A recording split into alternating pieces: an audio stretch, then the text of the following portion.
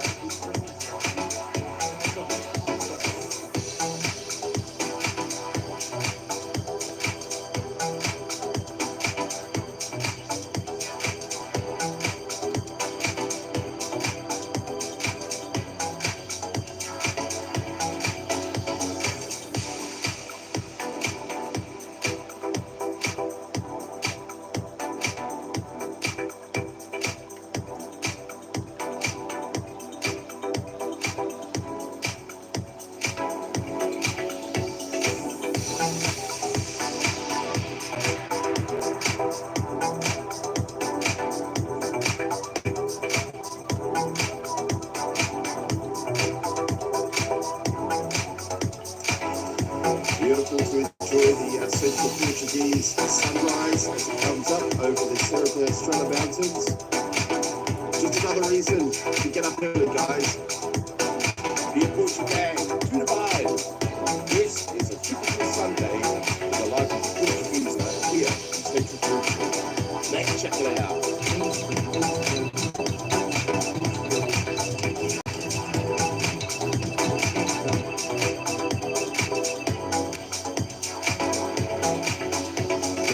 Alright, before we get started, I noticed that many of you who enjoy my content still haven't gotten around to subscribing because you're nothing to subscribe, but it really, really helps me out. So go ahead and smash that subscribe button. Go on, smash it. And if you don't, that's ignorant. Alright, let's get into it.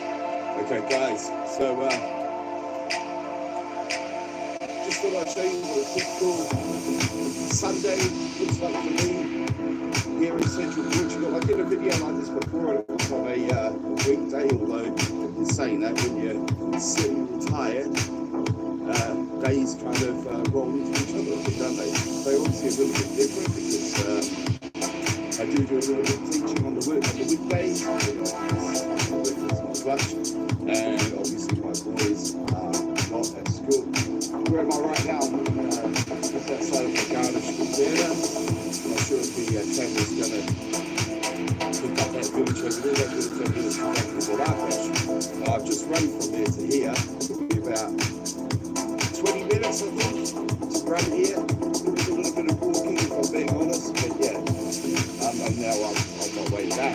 Certainly not going to be enough to cover my 20,000 steps, but on Sunday morning, those who work the Chem know I like to go to the dog shelter in Vieira. Spend an hour and a half walking towards there. I'll get the last of my steps in there.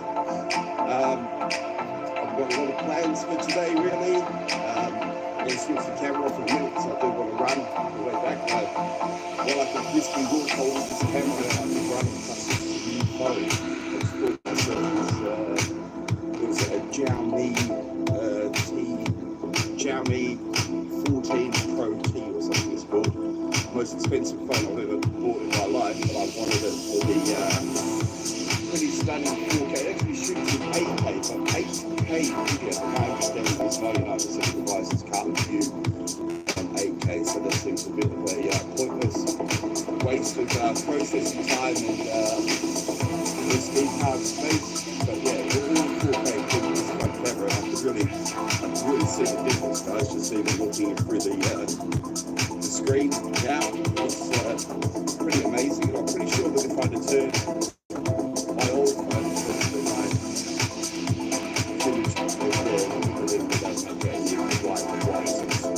finished there, and that's pretty much how it looks to the eye. So yeah, pretty pleased with that. But yeah, got to be running with this selfie stick. So anyway, yeah, roughly speaking, my plans for today, you can join in. Or should I surprise you? Maybe if I tell you now to be a spoiler and you won't watch the rest of the video and I won't get that lovely ad revenue. A video like this, guys, probably going to get about 500 views, which means I stand a really good chance of making 25 to 30 euro cents.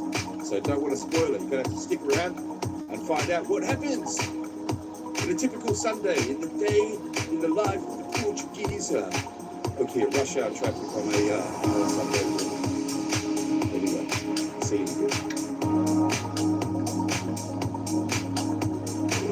Guys, I'm just home from all that, and I'm going to have a little bit of breakfast before I head to the show in Vieira. So, I think that's maybe say a cup of tea. I think I mentioned in the previous video coffee about 2 months ago. And for those of you who are like me,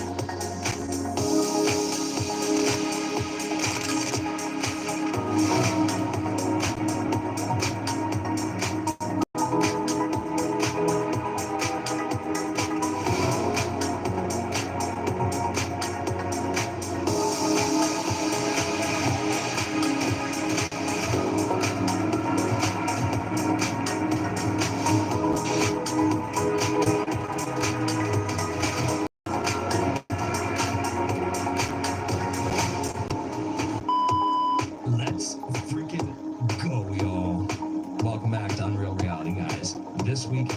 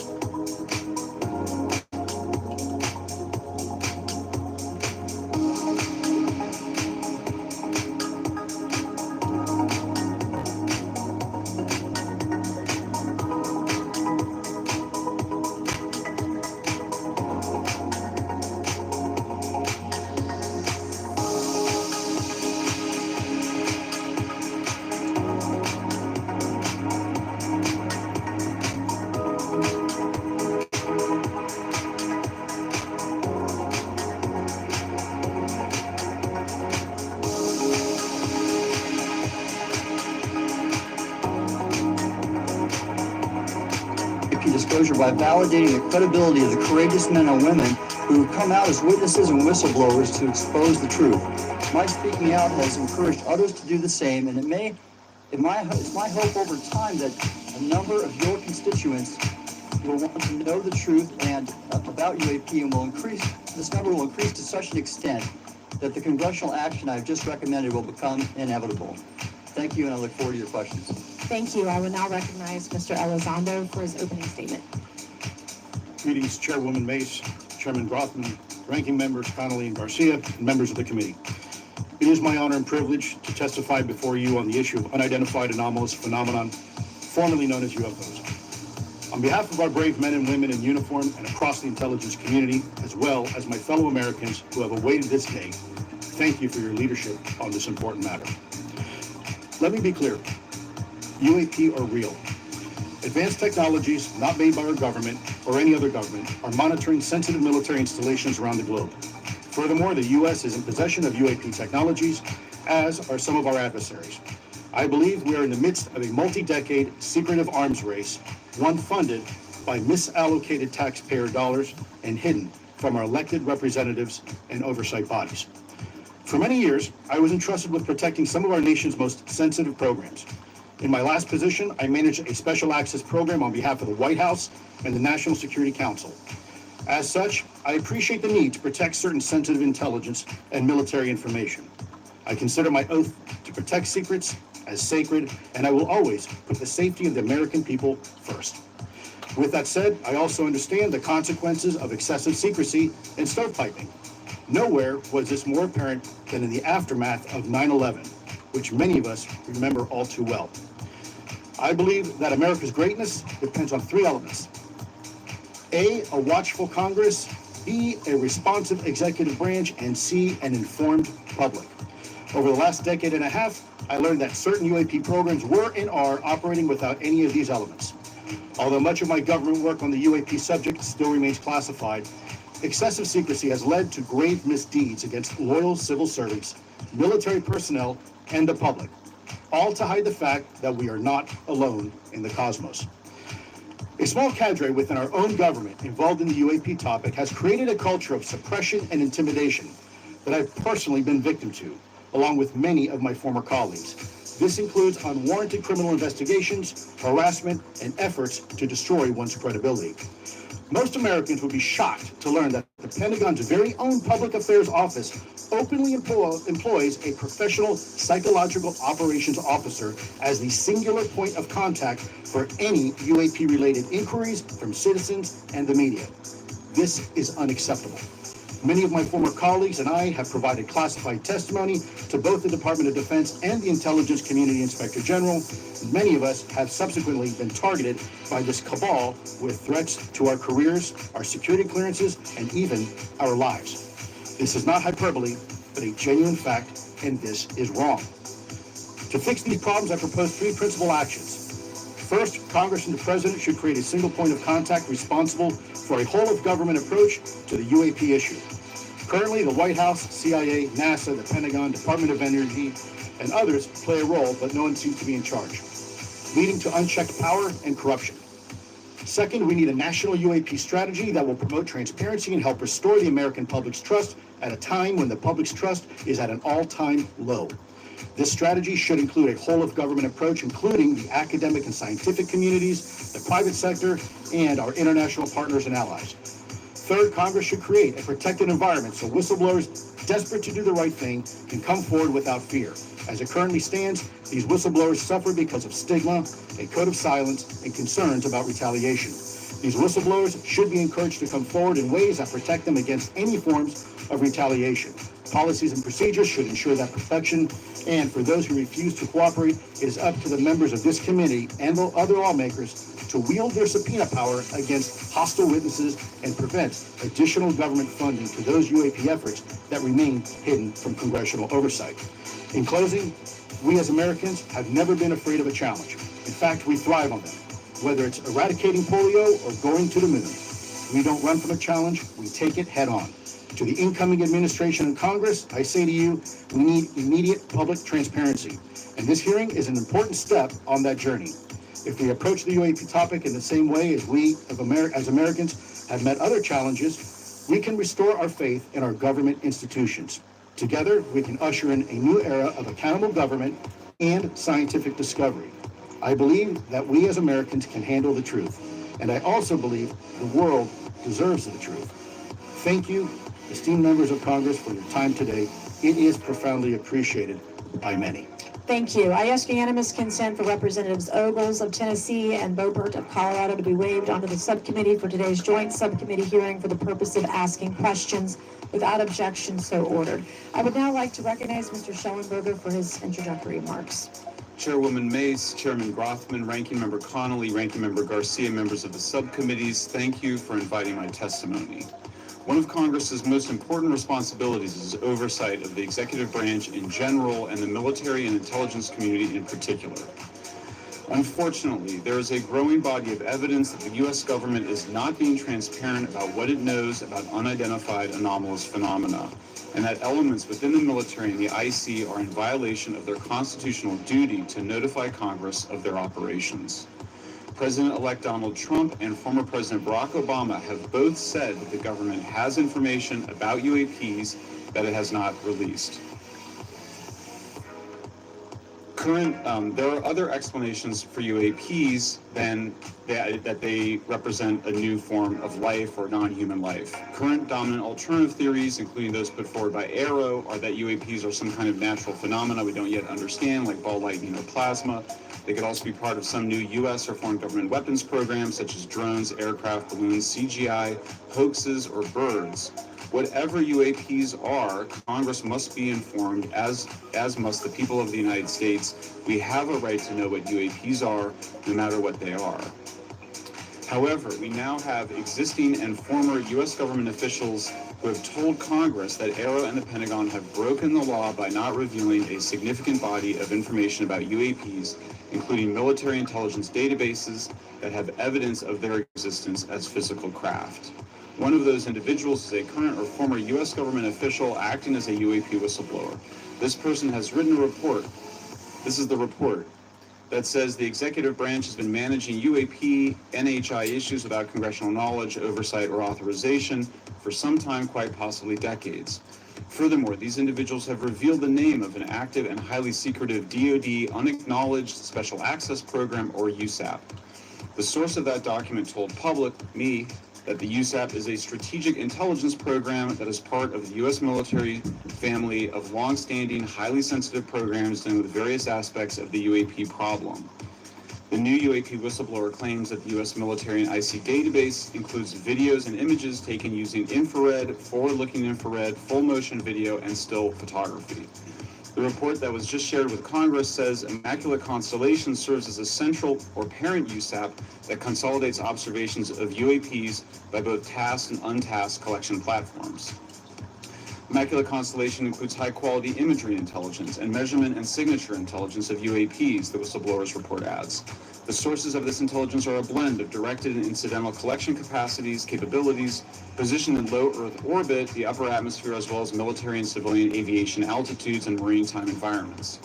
The report to Congress details in detail various UAPs, including spheres, orbs, discs, saucers, ovals, triangles, boomerang, arrowhead, and irregular organic. The report describes various incidents found in the human intelligence databases. One involved orbs surrounding and forcing an F-22 out of its patrol area. In another incident, the crew of a Navy aircraft carrier watched a small orange-red sphere rapidly descend from a high altitude of 100 to 200 yards directly above the flight deck of the CVN, or aircraft carrier. And since my reporting on this immaculate constellation last month, another source came forward who told me that they saw a roughly 13-minute-long, high-definition, full-color video of a white orb UAP coming out of the ocean approximately 20 miles off the coast of Kuwait. It was filmed from a helicopter. Then halfway through the video, the person says the orb is joined by another orb that briefly comes into the frame from the left before rapidly moving again out of the frame. The person discovered the video on SIPR, the Secure Internet Protocol Router Network, which the DoD uses to transmit classified information. A leading UAP researcher who utilizes the Freedom of Information Act to find out what the government knows, John Greenwald, told me last year that the U.S. government had been increasingly denying his requests for UAP information. He has been doing FOIA requests for 27 years and has an archive of 3 million pages.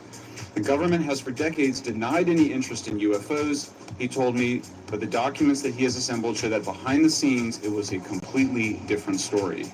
Contrary to the hopes of many advocates of transparency, the government has been restricting more information since the leak of 3 UAP videos in 2017. The DoD organization AARO has been labeling many documents with a B7 exemption, which Greenwald says does not make any sense. They're stating that anything AARO does is involved in law enforcement investigation, which allows AARO to not release it. Greenwald says the DoD has denied the existence of a UAP and ATIP-related records on multiple occasions, only to acknowledge them after an appeal was filed. He added that the Naval Air Systems Command in March 2022 stated they found no additional UAP videos. It seems strange that they had 3 and only those 3, but other requests have been filed by the Black Vault, that's John Greenwald's group, to seek out more places UAPs might be hiding. Then in September 2022, the Navy admitted that the UAP-related videos and photographs existed, but denied the request in full for their release, saying that the requested videos contain sensitive information that are classified and exempt from disclosure. The DoD will deny things on a Monday and then admit to it on a Friday, said Greenwald. He said the government can and does release videos that protect secret methods of capturing it. They fall back on the sensitive platform excuse a lot, he said. However, the on-screen information can be blurred and scrubbed. The metadata can be removed. I'll show you this example here. This is a presentation from the UATP task force. This is completely absurd. It's nuts, this level of censorship, of redaction on a document. It shows the redaction of how many reports they've collected, for how many years. 2 of the 3 potential explanations are blacked out. The Pentagon, the intelligence community is treating us like children. It's time for us to know the truth about this. I think that we can handle it. Thank you very much. Thank you. I would now like to recognize Mr. Gold for 5 minutes. Thank you, Chairwoman Mace, Chairman Grothman, Ranking Members Connolly and Garcia, Representative Moskowitz, and distinguished members of both subcommittees.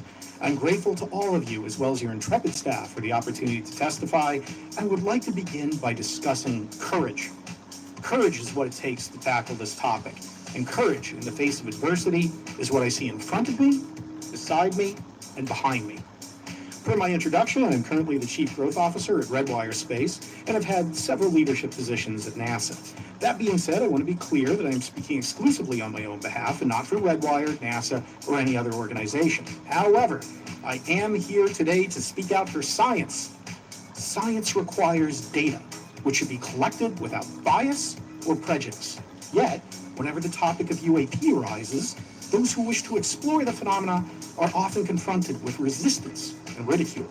For example, members of the NASA UAP Independent Study Team, particularly those in academia, were mocked and even threatened for simply having the temerity to engage in the study of UAP.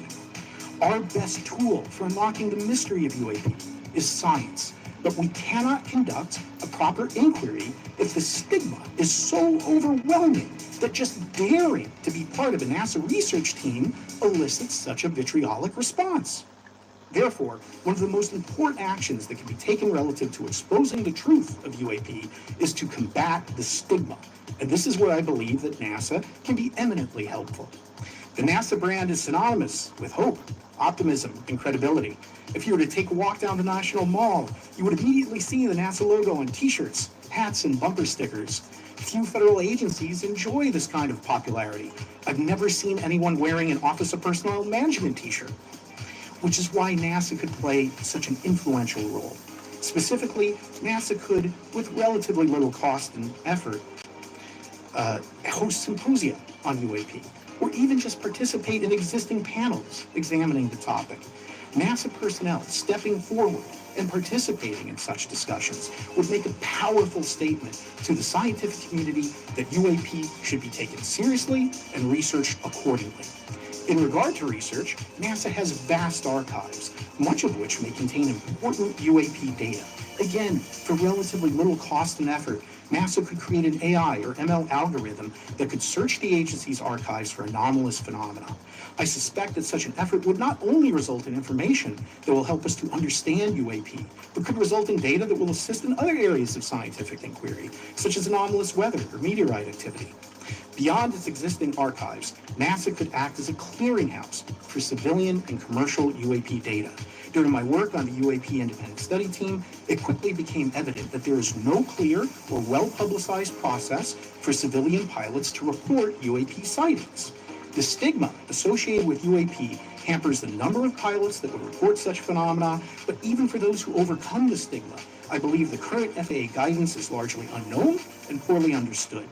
In order to effectively collect UAP data, the Independent Study Team recommended the use of NASA's Aviation Safety Reporting System, or ASRS.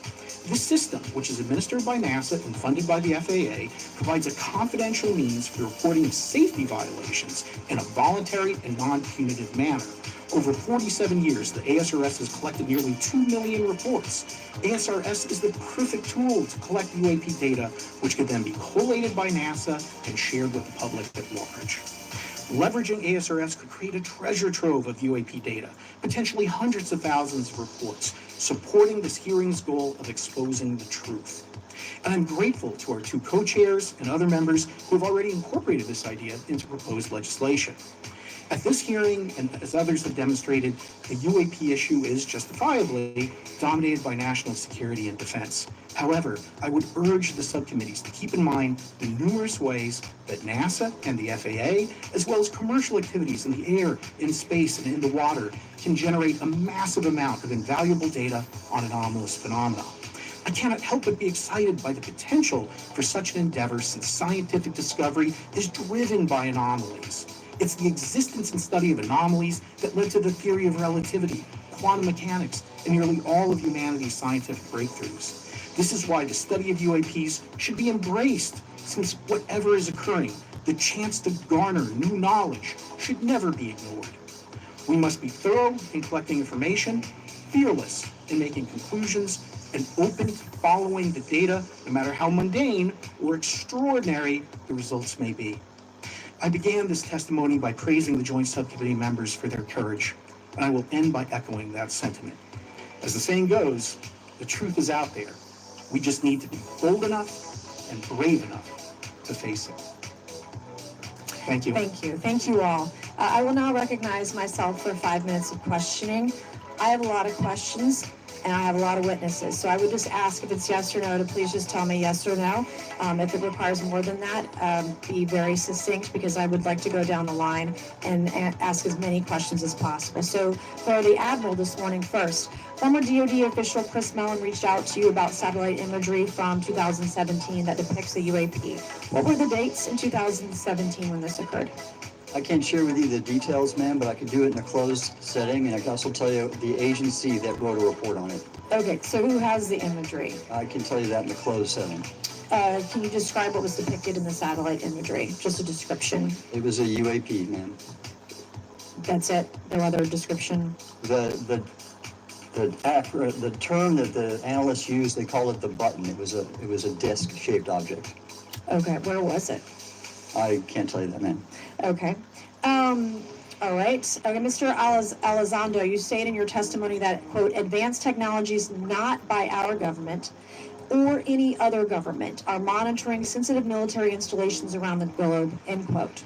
If these technologies are not made by any government, who's making them? Private companies, or are you implying they are crafted by a non-human intelligence? Well, ma'am, that's precisely why we're here. The problem is that temporally speaking, over decades, not just the last 10 years, to put this in perspective, Are these private companies you're implying, or is this non-human intelligence? it may be both. Okay. When it comes to Blue Force Technologies, I would not be able to discuss. Okay. Are you read into secret UAP crash retrieval programs? We would have to have a conversation in a closed session, ma'am. I signed documentation 3 years ago that restricts my ability to discuss specifically crash retrievals. I submitted for my book through the DOPSR process, which took a year for it to be reviewed. And what is in the book is what I was told I'm allowed to talk about. Has the government conducted secret UAP crash retrieval programs, yes or no? Yes, Okay, were they designed to identify and reverse engineer alien craft, yes or no? yes. Does the U.S. government have any reverse, okay, we already answered that question about retrieval programs. Do any U.S. contractors have the same? I would prefer to address in a closed session, ma'am. Okay. In your book, you mentioned government employees who've been injured by UAPs, placed on leave, and receiving government compensation for their injuries. Is that correct? That is correct. How can the government deny we have recovered craft if they're paying people because they've been injured by recovered craft? Ma'am, that's a great question. That's why I think we're here again, because I've seen the documentation by the U.S. government for several of these individuals who have sustained injuries as a result of a UAP incident. It's a crazy idea, right? The hypocrisy and a bit logic. Okay, Mr. Schellenberger, I'm going to say it again to be very clear. Immaculate Constellation. What's its mission and how are they funded? Its mission is to, as I stated, its mission is to, it's an unacknowledged special access program. Its mission is to document UAPs. Okay, and do you, for your story and your report, do you have more than one credible source? I do. Sourcing, okay. And then why do you believe your sources to be credible? How do you judge the veracity of the documentation you've been provided about this program? I checked the sources, and they are who they say they are. They are current or former government officials. I wanted to also add that I did not specify that they were Defense Department employees. I didn't specify the agency nor the gender. Would they have included non-government employees, people that aren't employed by the government? I'm comfortable saying that these are government or previously government employees. Any of them currently employed by a private contractor or private contractors? I'd rather not say. Okay. What's the key takeaway, just a few seconds, about the Immaculate Constellation document you provided us today? I think that what the American people need to know is that the U.S. military and intelligence community are sitting on a huge amount of visual and other information, still photos, video photos, other sensor information, and they have for a very long time. And it's not those fuzzy photos and videos that we've been given. There's very clear, high resolution. How many visuals, graphics, videos, photos? I mean, I've been told hundreds, maybe thousands. I mean, I also wanted to say, because there was some conversation around concern around the revealing of these materials, revealing the source collections, but some of these are shot from helicopters using normal videos of oceans. I just think that's absurd that somehow you're going to be revealing some secret U.S. technology by revealing that you've photographed orbs off the coast of Kuwait. Okay, thank you. Have 8 seconds. Mr. Gold, did the NASA Independent Study Team get briefed on what you call OSAP? Very quickly. I flagged the Advanced Aerospace Weapons System Application Program to our chair and our DFO. We did not get briefed, but I believe it is definitely worth looking into. That was probably the largest UAP review effort ever, and I think it produced a lot of interesting data, including revealing limits. I don't know if my fellow witness, he did yeoman's work on it, might want to comment. Okay. All right, I'm going to turn to Mr. Moskowitz, who will be recognized for 5 minutes of question. Thank you, Madam Chairwoman. So, Mr. Gold, you gave a whole diatribe for a couple of minutes about UAPs, science, data collection, stigma. A lot of non-believers in all of this would just ask a very simple question. Why? Why is it so hard? Right? Like, why are people, anytime they ask, why are they always thwarted? Why are they always judged? Why is they always have misinformation spread? Why is there always retribution? Why is it always met with an ear? What's the why? If it doesn't exist, why is it such a problem? I think if you go through the history of science, Representative, It is always difficult for breakthroughs in new information, regardless of whether it's UAP or any other kind of discovery. And in science, we're supposed to be open, but when you break with the orthodoxy of what's believed, whether it's Galileo saying that the Earth doesn't rotate, or the Earth rotates around the sun, or the sun doesn't rotate around the Earth, it's always challenging for new beliefs. And the more extraordinary those discoveries, the more extraordinary those new beliefs, it's very difficult. So I think this is natural. There's natural conservatism that when it comes to science, but this issue in particular has been very difficult where, again, even to attempt to study it becomes problematic. But every hearing like this, every news report, every video, documentaries. I was privileged to be part of something Dan Fair is putting together. I think many of us have interviewed for it, documentary over 30 different government officials. Every brick in the wall will help get us closer to getting to the truth. I appreciate that.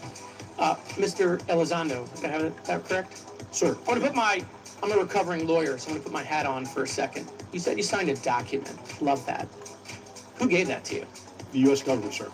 Okay, you have a copy of it? It is stored in a SCIF right now.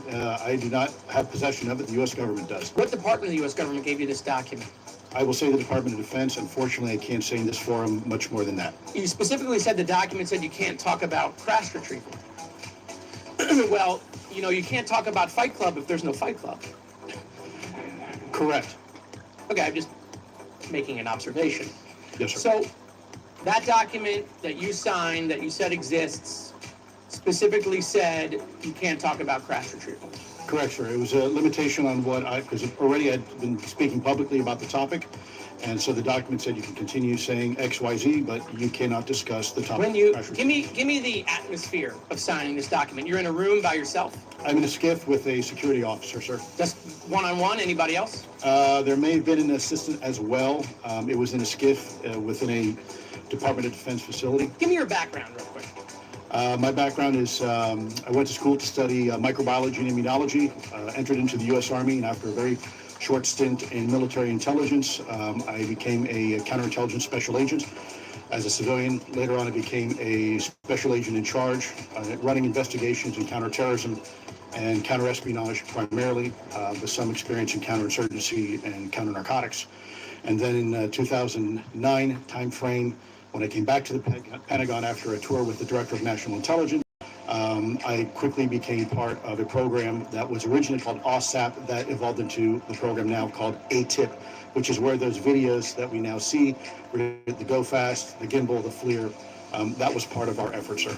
Right. So you're not some conspiracy theorist. You actually have a legitimate background. Well, sir, I'm certainly not a conspiracy theorist. I'm fact-based, just a fact. So when you're in this room, I want to paint the picture of everybody. You're in this room, you're by yourself, you're in a SCIF, you're handed a document. How long is the document? It's about a page front and back. So basically you have some things they call trigraphs, which I cannot, again, talk to. How long were you given to sign the document? As long as I need it, sir. And what if you didn't sign it? Well, I suspect there'd be repercussions. I wouldn't have access to certain information. Were you allowed to ask a lawyer, or weren't allowed to ask for a lawyer to review the document? It was an option, but they probably wouldn't have allowed me to, because the document itself is pretty explicit about you have to be, putting me in an interest. Let me try to thread the needle here. There are certain documents that we have in the U.S. government that allow people to have access to certain programs, whether it's a special, and I'm going to be very generic here, whether it's a special access program or a controlled access program, SAP, CAP, whatnot. How many people have to sign that document? It depends how many people are going to get access to the information, sir. Okay. Last question. Doctor, real quick, can you tell us about the Omaha incident in greater detail? I've read your background, right? Some people would label you as a member of the deep state, since you worked in government for a long period of time.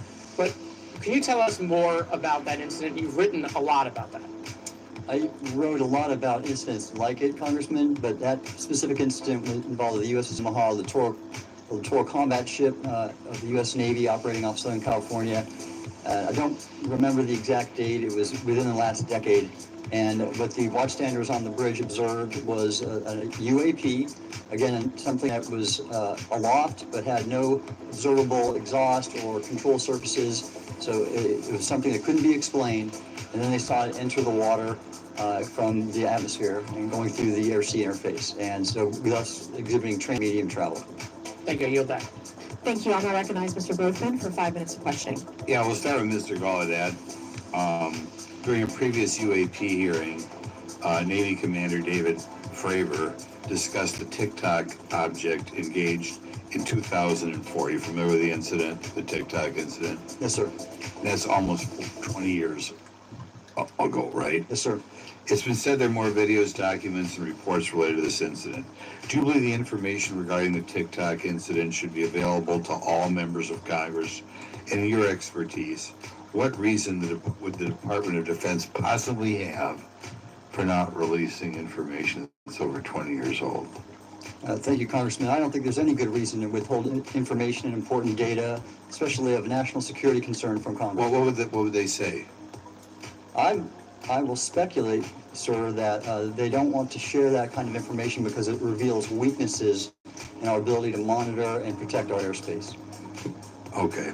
In your written testimony, you claim last year's UAP hearing before this oversight committee confirmed that UAP-related information is, well, it's not only being withheld, but that elements of the government are engaging in a disinformation campaign to include personal attacks designed to discredit UAP whistleblowers. Could you elaborate on that statement a little? Yes, sir.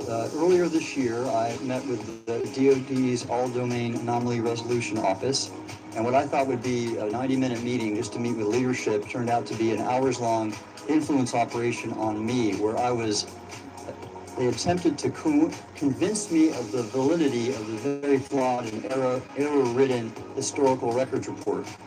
In addition, they tried to have me question very valid UAP reports like the Tic Tac incident, and even coming to stating possibly that the Tic Tac was American technology. And then, of course, if you ask David Fravor or Alex Dietrich, the two witnesses, they were convinced it was otherwise. And then, and they also cast discredit on various UAP whistleblowers and witnesses to question their validity and credibility as witnesses. Okay. We'll go to Mr. Elizondo. We got that right, or not? At least Close enough, that. sir. You're familiar with the recent drone incursion over Langley Air Force Base? Yes, sir. The owners of these drones remain unclear. The U.S. military has not been able to give us in Congress an answer. Given your experience with the Department of Defense and the intelligence community, how frequently are UAP sightings over military installations? And secondly, I suppose hypothetically you could have incursions over just, say, regular airports. Is it obvious these incursions are more likely over military facilities than just a random airport out there? Yes, sir. There's definitely enough data to suggest that there is certainly some sort of relationship between sensitive U.S. military installations, also some of our nuclear equities, and also some of our Department of Energy sites. There is a long historical record that some of your colleagues may have, documentation that demonstrates this. This is not a new trend. This has been going on for decades, and that information's been obfuscated, unfortunately, from folks like you in this committee. And I think that's problematic because ultimately, at the end of the day, we have a significant situation here. We have something that can enter into U.S. airspace completely with no attribution. And how long has this been going on? Sir, decades. And there's information that will hopefully be entered into. Can you think of any possible reason why they can't release any information they have on something, say, 15 or 20 years old? Sir, if I could echo my colleague here, Admiral Gallaudet, I think one of the big issues that we have in the intelligence community, Department of Defense, is we don't want to broadcast any potential vulnerabilities or weaknesses in our national defense systems or on intelligence collection platforms. Therefore, when you have a conversation where you address a problem for which there is no solution, it makes that a very uncomfortable conversation to have. Okay, we'll switch to Mr. Schellenberger.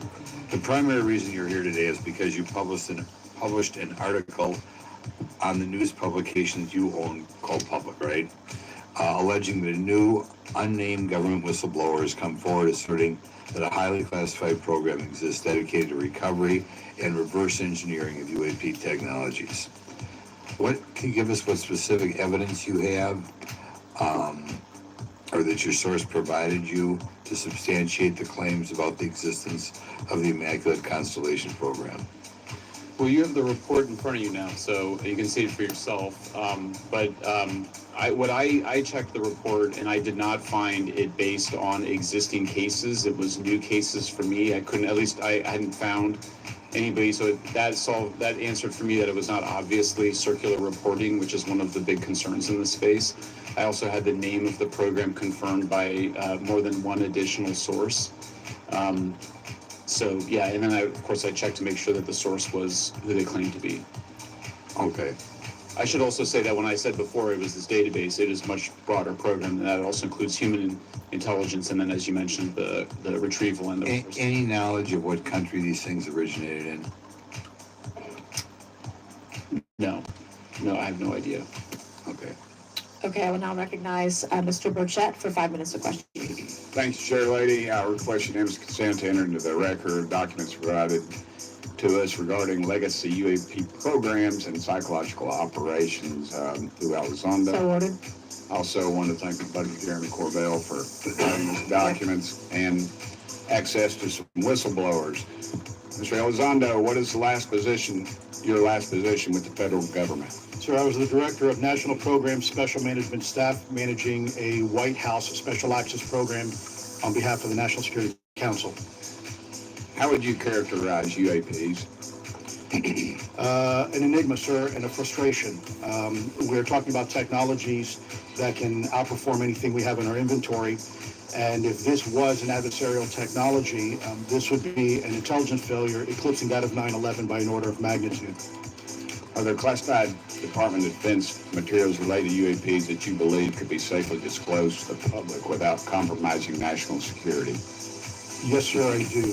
I would never, ever try to endorse providing some sort of information that could compromise what we call a blue force technology or capability. But I do believe there's a lot of information regarding this topic, and I've been very vocal about it, that should be shared not only with the public, but most importantly, with members of Congress. Are you familiar with my friend David Rush? Absolutely, sir. I had the privilege and honor of working with him myself several years ago at U.S. Space Force. Last year, as you know, he testified that the U.S. has run a multi-decade UAP crash retrieval and reverse engineering program. Would you agree with that? Yes, sir. Are there UAP programs operating without proper congressional oversight? 100%. What are they? Unfortunately, sir, I would have to have that conversation in a closed session. I know you said that, and a lot of people are frustrated with those kind of answers, but we're asking those kind of questions so you all know what the heck we're up against.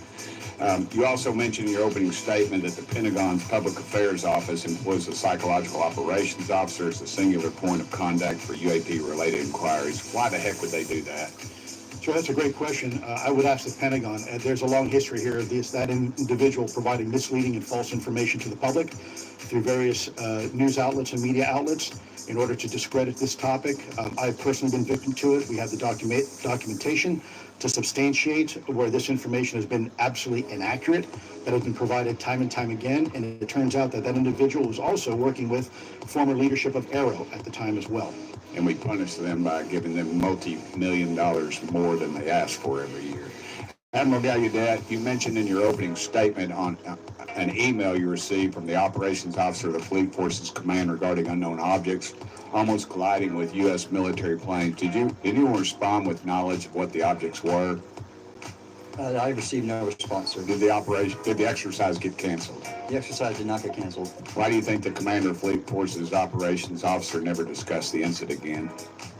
So I'm speculating because I didn't have an exchange with him, but I believed it to be part of a special access program, the information and the video, which we have know now it was, and he realized he couldn't share that openly with the recipients of the email, and therefore the email was pulled from everybody's account. Again, tell us what happened to the email from the commander of Fleet Forces.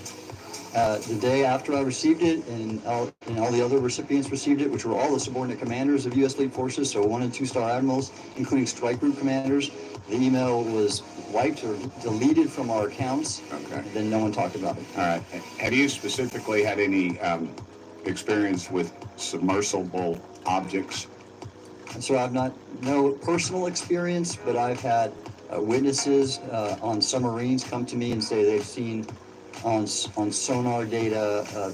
Correct. Okay. Yeah. How would you UFOs characterize those, and how do they move? The one instance that was revealed to me was in the 80s on a nuclear-powered submarine, a ballistic missile submarine, that the object exhibited the characteristics of a Russian torpedo in terms of its speed of movement and closing rate with the submarine, and then it slowed and followed the submarine slowly in its wake for a period of minutes, and then rapidly exited the scene. And nothing that we know of and technology-wise could replicate that. And the speed of these objects was faster than anything that we have or anybody else has that would be manned. Is that correct? Yeah, it was on the order Underwater. of a torpedo. So Yes, sir. Yes, sir. But as it exited, it Well, I don't exactly know how fast a torpedo is, but I expect it does better than my old outboard Scott Atwater, so I'll take that as a yes. Yes, sir. Okay. Have you experienced any experience with the All-Domain Anomaly Resolution Office, ARROW? Yes, Congressman, as I mentioned previously, I have met with them. Okay. You heard Mr. Elizondo describe psychological operations for those contacting the Department of Defense about UAPs. You mentioned a similar influence operation by ARROW. Why are federal agencies invested in running information operations about UAPs if they do not exist? Yes, sir. But I'll make a statement on ARROW's behalf. They have new leadership. The office has reached out to me to meet again, and I take that as a good faith effort, and we'll see where that goes. Thank you, Chair Lady. I've run over. Thank you. Thank you, Mr. Tennessee. I would now like to recognize Mr. Higgins. You're the king of Tennessee. Mr. Higgins, you're recognized for 5 minutes of questions. Thank you, Madam Chair. Mr. Elizondo, Mr. Schellenberger notes in the report that we've been given for this hearing. I believe, Mr. Schellenberger, let me shift you, the author of this report. I'm sorry, sir, I'm not the author of... Mr. Schellenberger, are you the author of this report? No, I There's was no not. name on it. No, Do you know the author? I do. You do. And how would you estimate that madam or gentleman, the author? The person is a current or former U.S. government employee. And it states here that this is the public version of the author's report. Yes. So where might one find the non-public version of the author's report?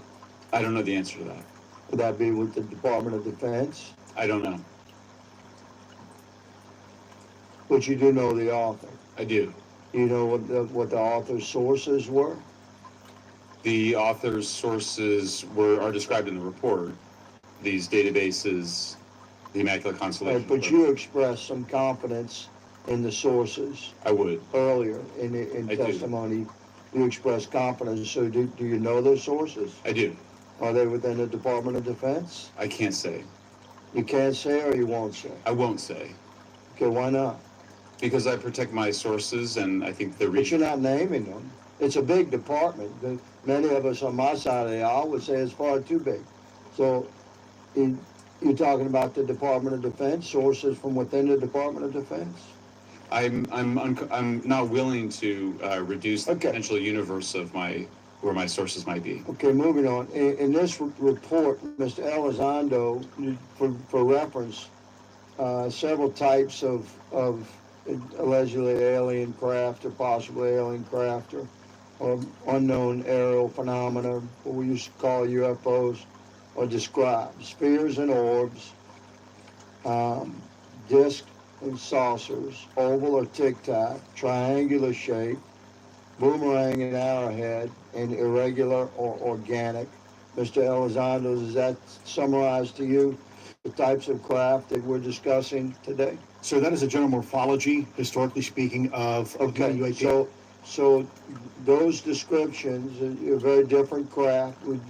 Is it your assessment that they would come of different origins? It's possible, but it's also could be a matter of utility. And let me just state for the record, I never read the report that or the article that Mr. Schellenberger put out. The reason That's a good point. We're just referencing it Yes, sir. for descriptive purposes for the American people. Mr. Schellenberger, in this report, it's striking to me that regarding the descriptions of experiences with these various craft. Several of them include biological effects and several do not. Are you familiar with what I'm talking about? Yes. Okay, so spheres and orbs, triangular craft, and irregular or organic craft include some descriptions of biological effects, including feelings of unease, electronic device malfunctions, long-term psychological effects such as anxiety or insomnia have been noted, feeling of being watched, a shared awareness with the triangle craft, and under the irregular and organic craft, biological effects include physical sensations of warmth or cold and unexplained smells and psychological distress. So these are very specific descriptions of the reactions of human beings, which allegedly have been noted from a study here, a report. All of those experiences would have been described by the sources that the author used. I'm not sure I understand. This is a very broad description of biological effects, and it's striking to me that they are present with relation to some types of craft, but Right. absent in others. This would require a great deal of research and study. Can you explain that? My understanding is that this is, the database is very large. It includes both the images, the videos, the still images, as well as the human intelligence, the reports, the raw data from individuals having these experiences. So in answer to your question, yeah, I mean, I think we're looking at a very large amount of data collected over many decades. And that data is held by the Department of Defense?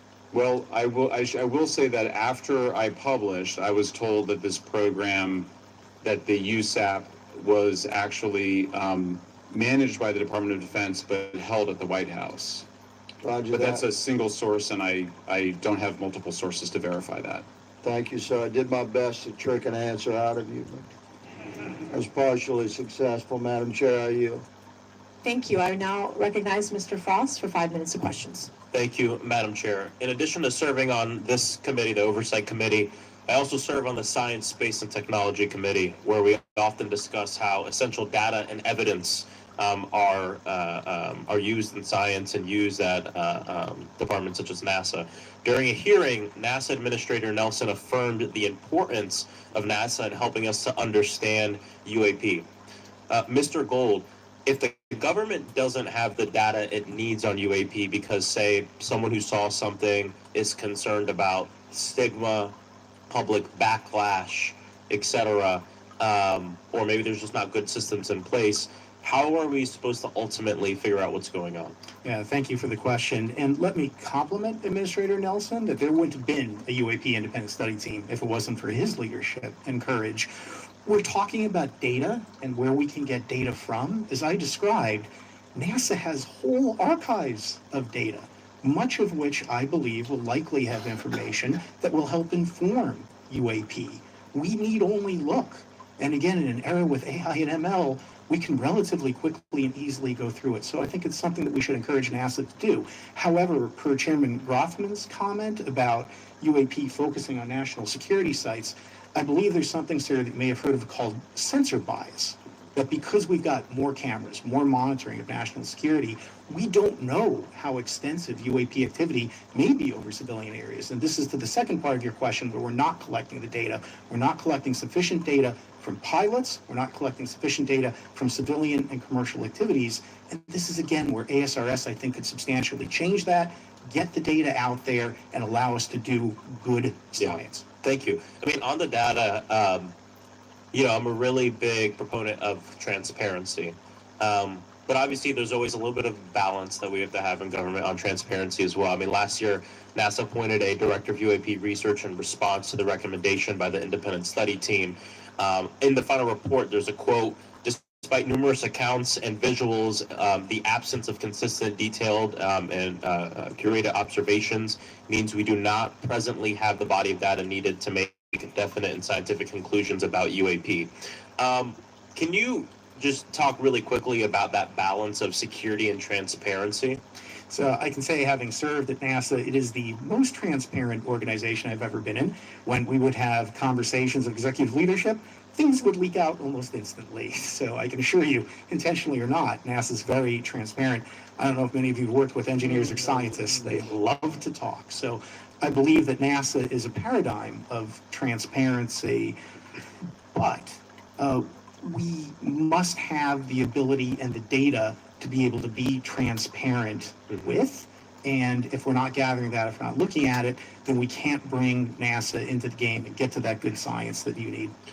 You know, it was about a year ago, I was touring a facility with a pretty senior government official. We went by a certain hangar and they said, yeah, that's, a company leases that out. We don't really know what's going on in there. We have no way of knowing what's going on in there.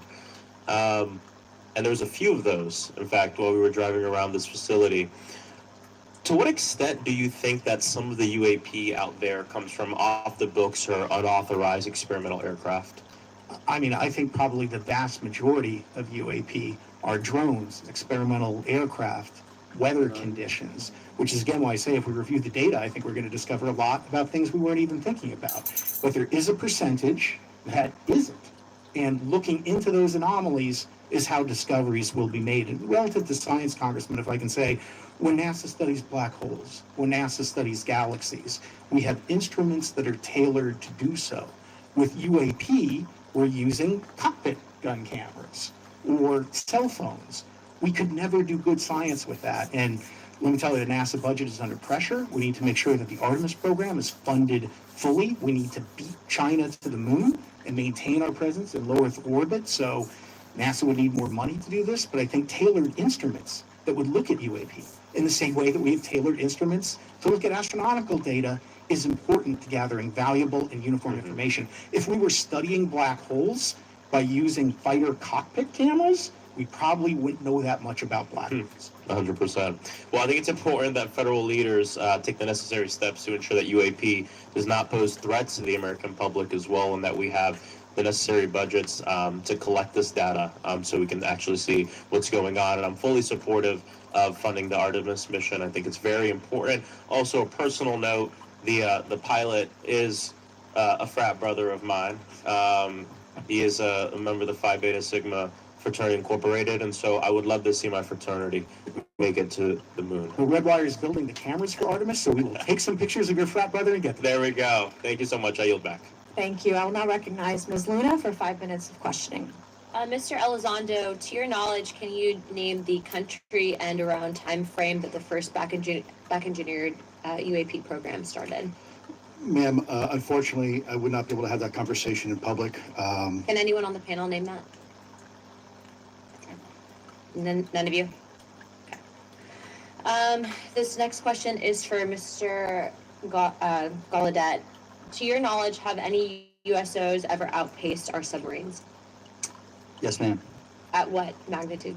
I don't have the exact speed, but again, a witness came to me, a credible former submarine officer who observed it on sonar data. And this was in the 80s in the North Atlantic during a storm, and it outpaced his submarine by orders of magnitude. Are you aware of any hotspots that currently exist off our shores in North America? Not with sufficiently credible data, ma'am. Okay, we've heard reports of there potentially being hotspots, maybe entry and exit points. Have you heard of any of that? I have not, ma'am, but my colleague here, Mr. Elizondo, does discuss some USO activity that he's observed in certain DoD databases. Mr. Elizondo, in regards to these aircraft being piloted by whatever they might be, non-human biologics, would you agree that it's likely that they are being piloted by some mind-body connection? Ma'am, I think it is safe to presume here that they are being intelligently controlled because some cases seem to anticipate our maneuvers, and in other cases they seem to, I came across an email where the word "stalked" was used in a very secure email between Navy officers discussing their ships being pursued by a UAP. In our previous panel, we had Grush, and he had testified to say that some of these were interdimensional beings. Can you speak on that at all? Ma'am, I'm not qualified, certainly as a scientist or otherwise, to speculate points of origin. I looked at everything from a scientific perspective. So if you look at, for example, instantaneous acceleration, which was one of the observables of the program that I belong to, ATIP, the human body can withstand about 9 G-forces for a short period of time before you suffer negative biological consequences, blackouts and ultimately redouts and even death. Comparison, our best technology, the F-16, which is one of its older platform, but one of our most highly maneuverable aircraft, manned aircraft, made by General Dynamics, can perform about 17 or 18 G-forces before you start having structural failure, meaning that the airframe begins to disintegrate while you're flying. The vehicles we're talking about are performing in excess of 1,000, 2,000, 3,000 Gs. So would it be safe to infer that they're living craft?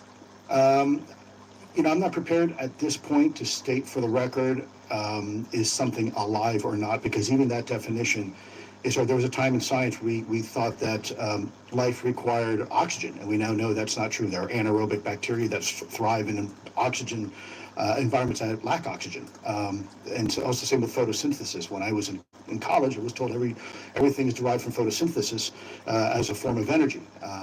In reality, that's not true. There are things that live off of chemosynthesis. So we're constantly having to reevaluate our understanding of what the definition of life is.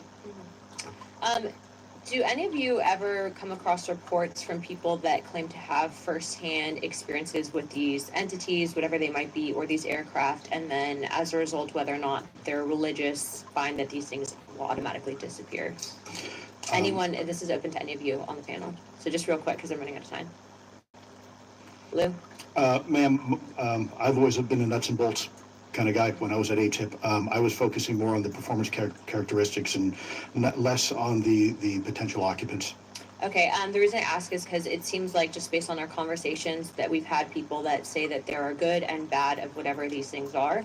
And so my concern from a national security perspective is A, that true? B, are you guys hearing reports of that? And C, I think moving forward in regards to technology, Mr. Gold, if you can answer this real quickly, some of these aircraft, it seems that they are operating off of energy that we don't currently have.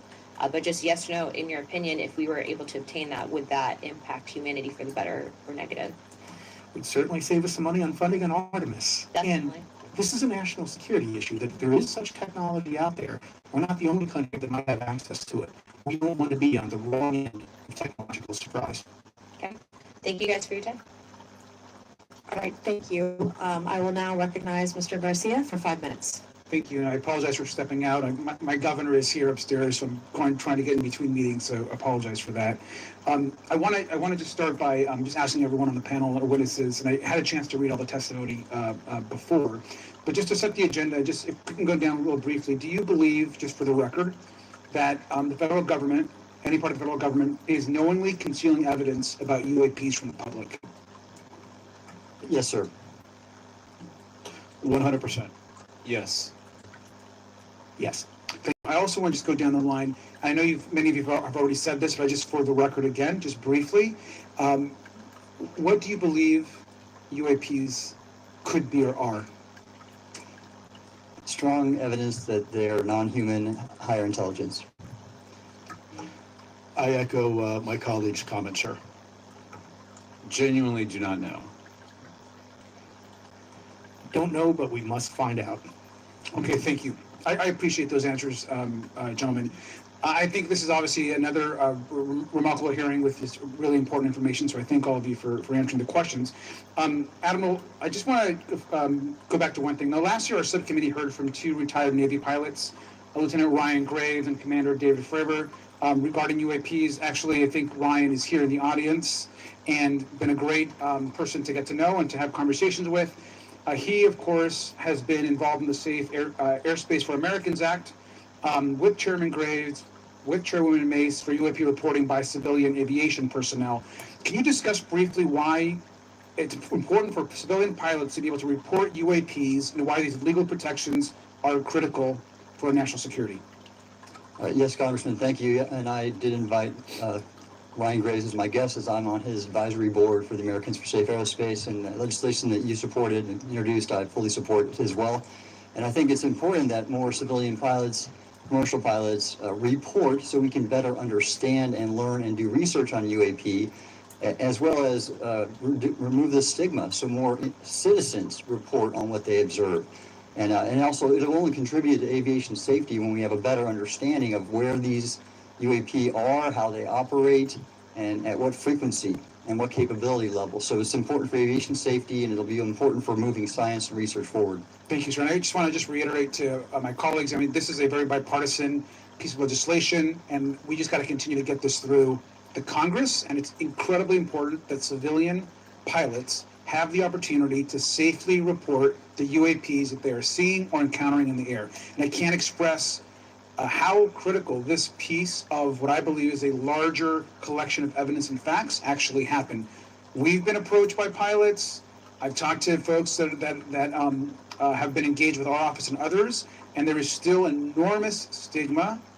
And essentially, we don't have a system where folks are feeling free to be able to report what they're seeing. And so I just want to reiterate that advocacy. Mr. Gold, in your testimony, you discuss NASA's aviation safety reporting system, a confidential, non-punitive reporting mechanism. In the Safe Airspace for Americans Act, we explicitly allow for civilian reporting, of course, of UAPs. Can you explain why the NASA task force recommended the use of the aviation safety reporting system? The aviation safety reporting system is an existing system that is trusted, that has taken hundreds of thousands, now millions of cases. And again, recognizing budgetary constraints, this seemed like the perfect way to be able to gain more data. And when it comes to the stigma, sir, it's something that pilots are used to reporting on, that crew is used to reporting on. So it's a great way to get data, to overcome the stigma without spending really that much more additional money since the system exists. Thank you so much for your support of that. Thank you for what Ryan Graves does. This is a common sense means to expose the truth of UAP for the purpose of this hearing. Thank you. And I just want to also add, now earlier this year, as part of the House Defense Authorization Bill, the NDAA, I filed an amendment to include the UAP Disclosure Act, which would create a UAP Records Review Board and exercise with exercise of eminent domain over UAP-related material, modeled actually on the JFK Assassination Records Collection Act, which is widely known. Now, the amendment was blocked, but thankfully the Senate included the amendment by Senator Rounds and Schumer for the UAP Disclosure Act. So I just again want to say that we should be pushing and ensuring the UAP Disclosure Act, which is bipartisan in its support, should move forward. And if I can just briefly, particularly Admiral, can you just briefly, as I close my time, explain why the UAP Disclosure Act would be critical for us and our national security? Thank you, Congressman. Yes, I believe the UAP Disclosure Act is important for national security, as well as advancing potential socio-economic benefits resulting from UAP research, as well as public safety, as we referred to previously regarding aviation. And this act will allow for greater transparency and open research, and that's why I'm also a member of the UAP Disclosure Fund as an advisor, as in the Soul Foundation, as an advisor, senior strategic advisor, which is advocating for the same. Thank you very much. I yield back. All right, thank you. I'd like to recognize Mr. Biggs for 5 minutes of questioning. Thank you, Madam Chair. Thank you for holding this committee. Thank you to the witnesses. Admiral, the video that is called the Go Fast video, the email that you've talked about being deleted, I just want to briefly cover this. You said that the email, the author was asking whether any of the recipients were aware of the classified technology demonstrations that it could explain the objects that were observed. And then you said the email disappears, and you guys have a series of meetings. The commander of fleet forces and his operations officer never discussed the incident again. Is that accurate? That's accurate, sir. And even during weekly meetings, it was never discussed again. My question for you is, you were in those meetings. Did you personally hear that nothing was going on about that?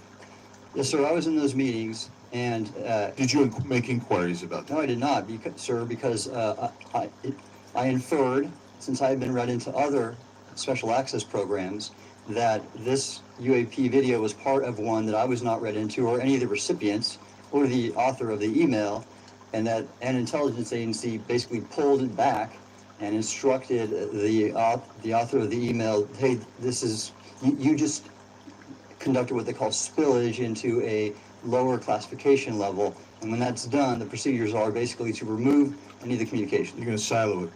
So, and you, Mr. Elizondo, you said in your report and your testimony today, the government work on UAP subject still remains classified. Excessive secrecies led to grave misdeeds against loyal civil servants, military personnel, and the public, all to hide the fact that we are not alone in the cosmos. Fair?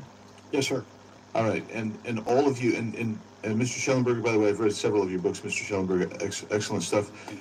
What I would say too is, you were asked about the veracity of the author of this report. You comfortable with the veracity? Yes. Okay. And then, and I'll get to you in a second, Mr. Gold, we'll talk about Kuhnian and Lakatoshian scientific advancement and how we're obviating that through these processes. But we'll get to that in a sec. Because what I want to really get to is the ultimate question it really becomes this. For what purpose is the federal government overclassifying, because that's what they're doing, they're overclassifying, and forbidding the public for getting access to this? And if you know, if you have an explanation, I'm curious because I know what I've been told. I just want to know from your perspective, why do they overclassify? Mr. Elizondo, you look like you're finger on the button, ready to go. Yes, sir. Forgive me. I think there's several reasons. I think at the time when this reality became evident to the U.S. government, we were in the middle of the Cold War with then Soviet Union, and we did not want to tip our hands to what our knowledge base was on this topic. We did not want to broadcast that to the Cold War's long over. It is, sir. It is, sir. There's also then the philosophical argument that the Department of Defense and the intelligence community is solution oriented, and when you don't have answers, it's a really tough spot to be in. It's easier to be quiet, suppressed than if you don't have the answer. Indeed, sir. In fact, there's a very real example when we built the U-2 spy plane and flew it over then Russia, and we're taking reconnaissance. And when we first started flying the aircraft, it flew so high and so fast we thought they weren't tracking us. In reality, they were tracking every flight. It wasn't until the Russians could develop the SA-2 surface-to-air missile and successfully shoot them down. I would suggest to you also, along with Lakatos and Kuhn, you also have a problem with Kenneth Arrow's path dependence or increasing returns. That's one reason why they won't disclose it. It's too painful to admit. But I just want to read a couple things from Mr. Schellenberger's what he gave to us today, because I think this is interesting stuff, and I just want to convey this to you. On USG networks, there exists infrared footage of and imagery of a grouping of vessels engaged in SIGINT and massive collection at night in a specific area of the Pacific Ocean. This footage, which was in close proximity to the vessels, a large equilateral triangle UAP suddenly appears directly over the ships. These three bright points are seen at each bottom corner of the UAP, which is observed to slowly rotate on its horizontal axis. And he goes on to describe that. And I just want to read one more, and I'm doing this because I think it's interesting. This stuff is interesting as anything. So let's get this one here, right here. While performing a routine airspace surveillance and control mission in the Eastern Air Defense Sector, an F-22 fighter observed multiple UAP contacts at mission altitude. Moving to intercept the F-22 pilot noted multiple metallic orbs slightly smaller than a sedan hovering in place. Upon vectoring towards the UAPs, a smaller formation of the metallic orbs accelerated at rapid speed towards the F-22, which was unable to establish radar locks on the presumed hostile UAPs. The F-22 broke trajectory and attempted to evade, but was intercepted and boxed in by approximately 3 to 6 UAPs. And then I'll leave that there because I just have no more time left. Well, she's not looking. So let's just get into let's get into part of this. I thought I would be saved by the bell. No. Let's talk about Kuhnian, Lakatoshian type of scientific development, and the problem that we have here is you have institutional blockage of what would be normal development of scientific ideas. And if you want to expand that, Mr. Gold. We're over time, so be very fast, please. I'll just say I'm a recovering attorney, so please take it easy on the science, but all breakthroughs have been heretical. at first, and that's the challenge that we face, particularly with something as extraordinary as this, which is why gathering the data is so important. And I'll just end by saying, by the way, the overclassification of material is in no way limited to UAP. That is occurring throughout the government, as well as the inability to get people classifications in a timely and efficient manner, and then to have those classifications be broad enough to be useful. So this is a larger issue that I hope that Congress will look at. Thank you. Thank you, Mr. Biggs. I've been generous. All right, Mr. Burleson, I'll recognize you for 5 minutes of questions, please. Thank you, Madam Chair. Mr. Elizondo, does any branch of the United States government or defense contractors possess technology? So there's documentation that I believe was submitted for the record that was approved for release by the U.S. Pentagon, by the Department of Defense Office of Pre-Publication Security Review, and it states one of the reasons why my predecessor program, OSAP, was trying to collect material of unknown origin. Was it successfully collected? It was not. What happened is that there was an aerospace contract company that requested to divest itself of the material that was collected in the 1950s. Unfortunately, that didn't actually occur. So let's dive into that. That's the Bigelow Airspace, correct? So yes, sir. There was a journalist, Christopher Sharp, who said that there was a transfer between Lockheed Martin, Bigelow Airspace, and the CIA allegedly blocked this. Can you describe that? What I can say is that it was blocked. Why it was blocked, I can only surmise. I was part of some conversations later on with some of those contract personnel where they had told all of us that is accurate. What we required was a memo from the Secretary of the Air Force in order to make that complete, and that never occurred. And so when Secretary Mattis became Secretary of Defense, I decided it would be appropriate for me to try to receive a memo from him as SecDef, as Secretary of Defense, if we could not get a memo from the Secretary of the Air Force to transfer that material. So if that material exists today, who's in possession? Sir, I wouldn't be able to have that conversation in an open hearing. We'd probably have to have that. Okay, my question to you then is, if we were in a secure setting, if we were in a SCIF, would you be able to provide or get access to something, whether it's visuals or material that we could put our hands on, or biologics, that would convince me, that would show me that we have non-human origins? So that decision would not be mine. That would be to the gatekeeper still in the U.S. government. And who would we, so if you were in our shoes, where would you go from here? How would you get that information? A lot of times we just don't know who to ask because we don't know where to go next. So if you were in our shoes, where would you go? Well, I prefer to answer that question in a closed session. However, we established AERO for that very purpose, and unfortunately, under its previous leadership, it failed. So one would hope that they would have the authorities necessary to do that. Let's hope that this new iteration of leadership will be successful. In the discussions, it's simply about material, or is there discussion about it was previously testified that there's biologics that were collected. Are you aware of any of that? I am, sir, aware of the reporting that biologics have been recovered. Again, my focus was more nuts and bolts, looking at the physical aspects of these phenomenon, how they interacted around military equities and nuclear equities. So I'm certainly not a medical expert. I would not be able to probably provide you a whole lot of value in that simply because I don't have the expertise. Was anything described as that we have possession of bodies? Yes. Is it multiple types of creatures, or?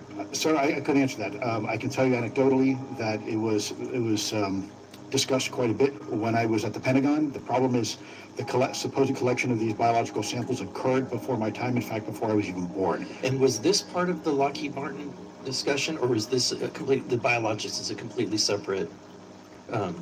Separate yet related. Okay. Has anyone made contact? Sir, I'm sorry, could you specify? Has there been any, to your knowledge, any communication with a non-human life form?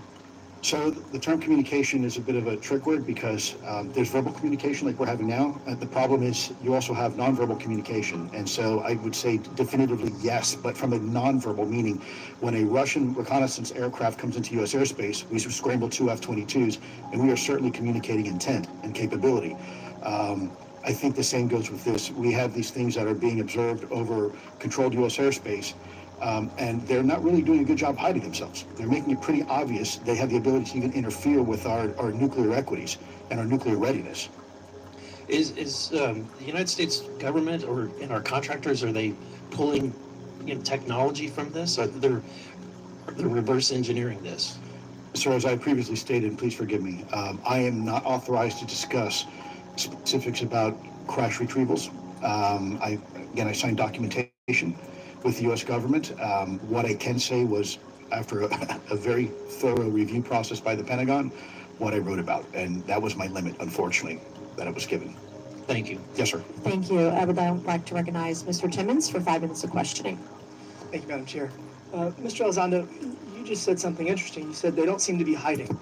They don't seem to be hiding. The UAP sightings are becoming increasingly brash, if you will, and we've been hearing about these for years, but they've generally been isolated and not as consistent and over critical military installations. Would you say that's fair? Is this becoming increasingly often? Is it happening more and more? Great question, sir. Let me see if I can answer this for you. Certainly there seems to be some indication that they're being provocative, meaning that they're, in some cases, literally splitting aircraft formations right down the middle. So that's an air safety issue. The question is it the frequency increasing? And the response is, it depends. Yes, it's possible that there is an increase in frequency, but it's also possible that there's heightened awareness now, and there's also more pervasiveness of technology out there that's collecting this information and that can record this information. So we're not quite sure yet if it's actually an increase in numbers of these events, or is it that we have better equipment now that to record these things, and we have a better ability, if you will, to analyze these things. And that's my next question. It seems that a lot of these sightings occur near military installations. Do you think that these UAPs are intentionally targeting military installations, or do you think that we have increased abilities to monitor surrounding military installations? Sure, maybe both. Part of my concern is we have something in the Department of Defense and the intelligence community called IPB, Initial Preparations of the Battle Space. And we use equities like ISR, intelligence, surveillance, reconnaissance, and other type of equities and technologies to prep the battle space. And certainly, if I was wearing my national security hat, even if there was a 2% chance that there was some sort of hostile intent here, that's 2% higher than we really can accept. And so we must figure out, there's a calculus, capabilities versus intent, in order to identify if something is a national security threat. We've seen some of the capabilities, yet we have no idea the intent. And so this is why this discussion is somewhat, I think, problematic from a governmental perspective, because we have no idea. Sure, thank you. Mr. Schellenberger, you're particularly familiar with the Langley Air Force Base incident a year ago? Are you familiar? Just from what I read. Just from what you've read? Yeah. I would imagine a large percentage of the American population became aware of that with the Wall Street Journal article. Would you agree with that? Yes. And were you aware of that incident prior to the Wall Street Journal article? No. To the rest of the panel, was the Wall Street Journal article the first time that y'all were made aware of what was essentially an over 2-week UAP frenzy over Air Force Base? Were y'all aware of this prior to the Wall Street Journal article? Anybody? Show of hands. Yes, sir. Dr. Gaia, could you give me how did you become aware of it? A colleague of mine who I referenced previously, Chris Mellon, he wrote an extensive article about this, that there were other incursions of drones over Langley before this, as well as many, many military installations over the last 5 decades. And it's my understanding there's been an ever increasing in number, and I'm trying to think how to say this because I wear 2 different hats. I'm still in the Air Force. So I mean, it seems that they're becoming increasingly brash, and the question that we really have to figure out is it China or is it non-human? And I think that's the biggest question the American people want to know. If it's China, it's scary because they have a lot of technology that we cannot explain. And if it's non-human, that's scary because we don't know the intent. Would you say that's fair? Yes, Congressman, and in fact, I really believe that we should use this hearing as a catalyst to improve and bolster our air defense capabilities and our maritime domain awareness capabilities, because obviously there are holes in it, whether it be UAP of non-HI direction or NHI direction, or, like as you say, sir, China or any other adversary. Are you all aware of any task force at the Pentagon or in the national security apparatus that's trying to assess the answer to that question? At the current moment, sir, no, but this is a great point. From 2020 to 2022, there was a UAP task force in the DoD succeeding where Mr. Elizondo worked, led by Jay Stratton, who had the first comprehensive whole-of-government approach to UAP, which involved pathways to declassification and to increase transparency, as well as assessing the national security risks of UAP. This was a really well-established approach, and we have all advocated that something like it return. I'm running out of time. The last thing is that we need authorities. The law enforcement, military do not have authorities to actually engage, and Congress needs to act to give those authorities to local law enforcement and the military so they have clear guidelines on how to assess these issues going forward. I yield back. Thank you. Thank you. I'd like to recognize Ms. Bobert for 5 minutes of question. Thank you, Madam Chair. Now that we have all been cautioned in this committee hearing that the mention of Pentagon's Immaculate Constellation program could put us on a list, well, I already find myself on many lists, I'm sure. So I speak my mind often, so why not just keep going with it? May as well just go all out and say it. The earth is flat, birds are government drones.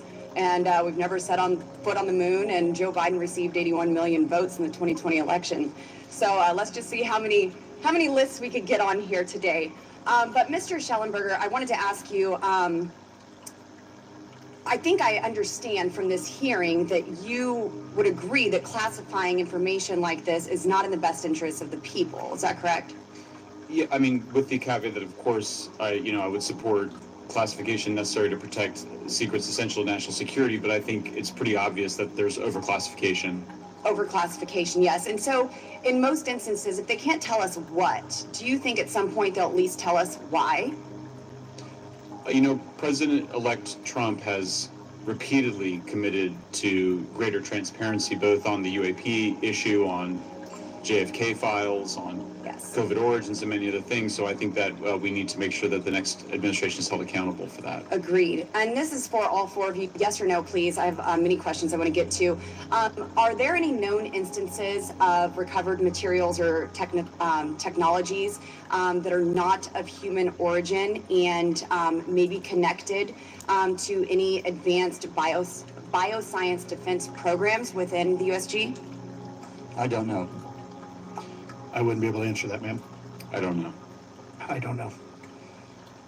Okay, so there are rumors that have come up to the Hill of a secretive project within the Department of Defense involving the manipulation of human genetics with what is described as non-human genetic material, potentially for the enhancement of human capabilities, hybrids. Are any of you familiar with that? Yes or no? No, ma'am. I am not, ma'am. I'm not. No, ma'am. Okay, I would like to know, with Immaculate Constellation, how does this relate to UAP activities, Mr. Schellenberg, in oceanic environments? Are there any instances where the Navy or other maritime forces have encountered UAPs that could not be explained by known technology or natural phenomena?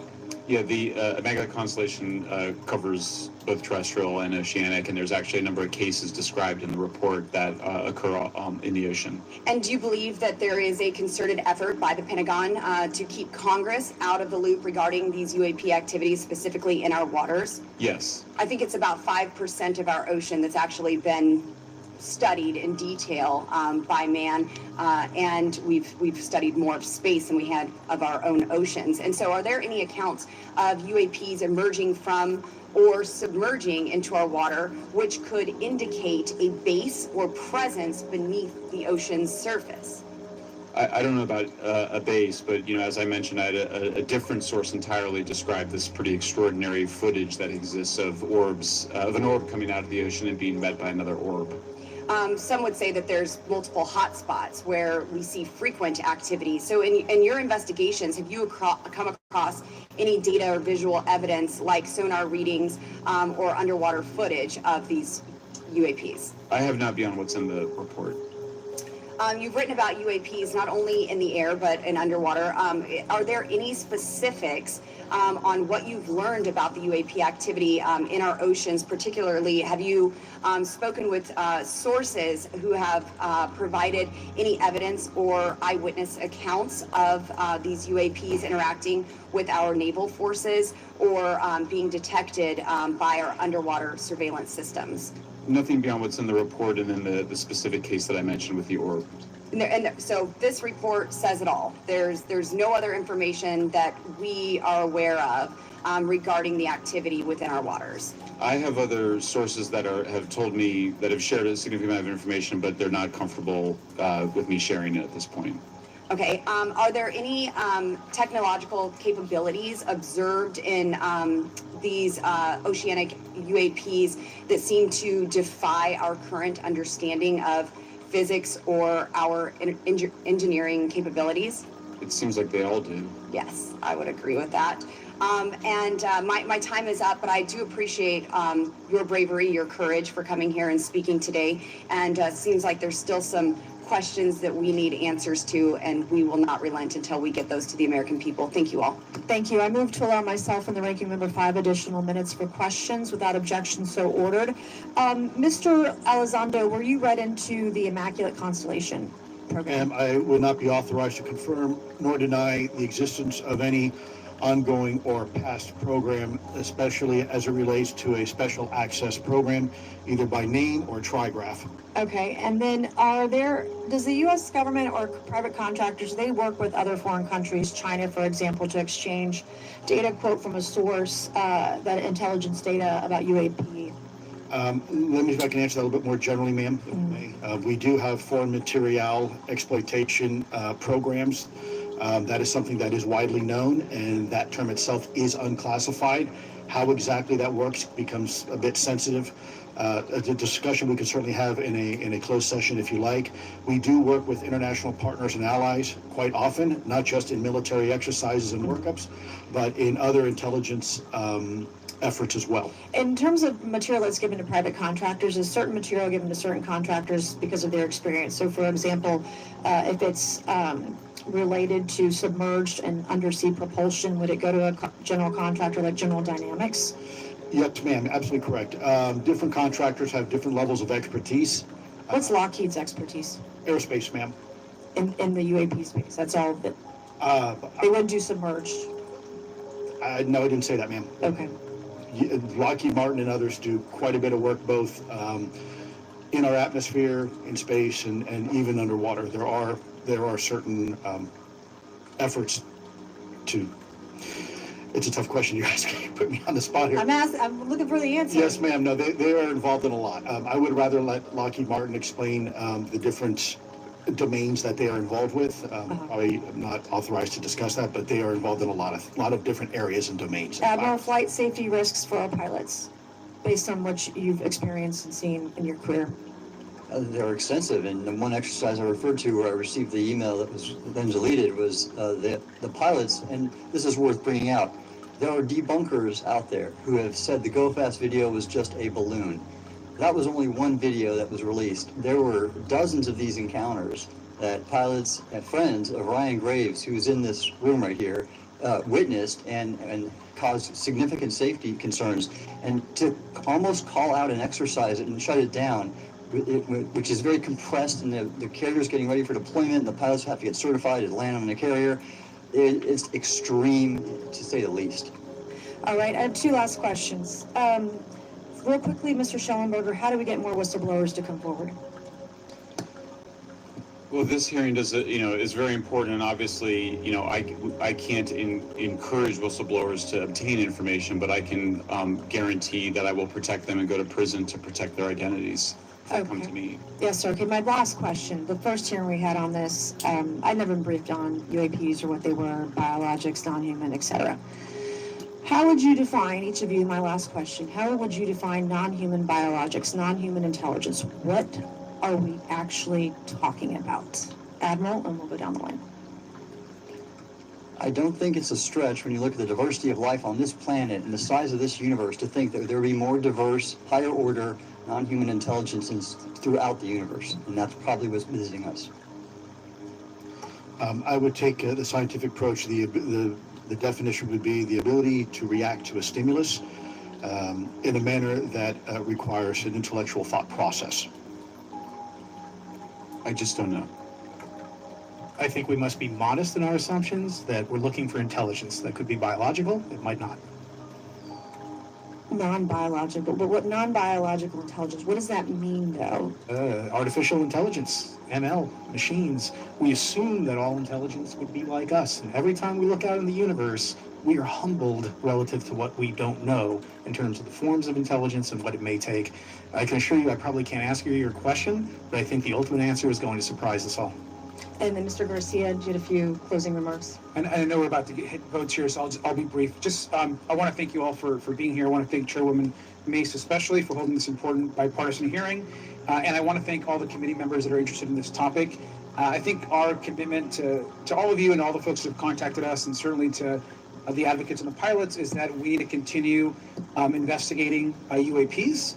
I think the country the country is owed explanations and ensured that the safety of national security is always protected. This is a conversation and questioning that must continue, so I'm very grateful to all of you. And I also just want to add, just personally, I think it's really important for me, two things guide my questioning and my observations on UAPs. One is should always be guided by facts, science, and data, and stay serious on those issues. And the second thing is I think that we should not limit our imagination and our thoughts and our curiosity on what UAPs could actually be. And I think those two things for me are really important, and I'm grateful for all of you to be here. So with that, I yield back. Okay, and we have Mr. Ogles, who is on the way. He's going to be here any second. Is that correct? We'll check, and he'll be the last member with questions that we have today, and then we have votes. So we want to thank you all for being here. I want to thank Mr. Garcia and folks on both sides of the aisle for being here today and being patient. We have a lot more questions, and I hope that this will open the door to more hearings in the future. I obviously would like to know how much taxpayers are spending on this. You have the right to know, but also if we're spending money on something that doesn't exist, why are we spending the money? And if it does exist, why are we hiding it from the public? And of course, our national security is a huge issue, because if there's technology that could harm us or our allies that are in the hands of our adversaries, we obviously want to stay ahead of that to the best of our ability to ensure that that technology is not in the hands of someone who could use it against us or our allies anywhere in the world. So, Mr. Ogles, you're just in time, babe.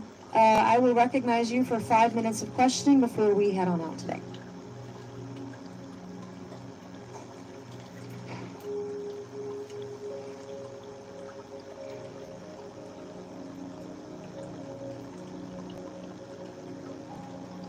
Well, thank you all for being here, and Madam Chairwoman, I'm out of breath because I sprinted to get here, but this is an important hearing. I think we all know that there's something going on. Mr. Elizondo, based on your knowledge of UAP sightings, do you believe it's fair to say that they are especially common near nuclear sites? Yes, sir. Mr. Congressman, I absolutely am convinced of that, as are my colleagues inside the government. And the reason why I pose that question, and this has been one of my talking points from the beginning, is, Oak Ridge is in Tennessee. The so-called weather balloon that drifted, that we now know was controlled, it passed near Oak Ridge. It obviously is a sensitive site, both of interest to our adversaries and to whatever else this is. Because we know that at military installations, at sensitive locations, such as nuclear facilities, that we're seeing this take place. So the question is, what is it? Do you believe they've caused an irregular activity in Why might they be interested in those sites? Sir, in some cases, it's actually regular activity. You'd be surprised. There's actually documentation right now that's been submitted. It's not just Oak Ridge. It's Savannah River site, SRS. It's also Los Alamos. A lot of our sensitive R&D locations appear to be under some sort of surveillance and monitoring. Why? Well, because a lot of innovation comes out of those areas. A lot of new technologies, a lot of, if you will, disruptive technologies that we use for our national defense originates out of those locations, and advanced concepts in physics as well. So if I was doing any type of reconnaissance, even on a foreign adversary, that's a great target to start with. Sure, and again, this has been one of my talking points. I do have questions. What role might the Department of Energy or its subsidiaries or affiliates have in this type of technology, or possessing this type of technology, whether it's ours or others? Mr. Gallaudet, I think your testimony has been pretty clear, but would you please reiterate that do you believe UAPs pose a threat to pilots? Excuse me. Yes, sir. Absolutely. They were threatening Navy pilots during the exercise that I was. My people were involved with in 2015, and it's my understanding they're risking pilot safety, commercial and military, today. Well, considering, and I understand that there's a need in some cases to keep certain technologies secret, but you believe that it is posing a threat to our personnel, correct? Yes, sir. So I think it's reasonable to conclude that if there's a threat to our personnel who are serving our country faithfully, that there be oversight.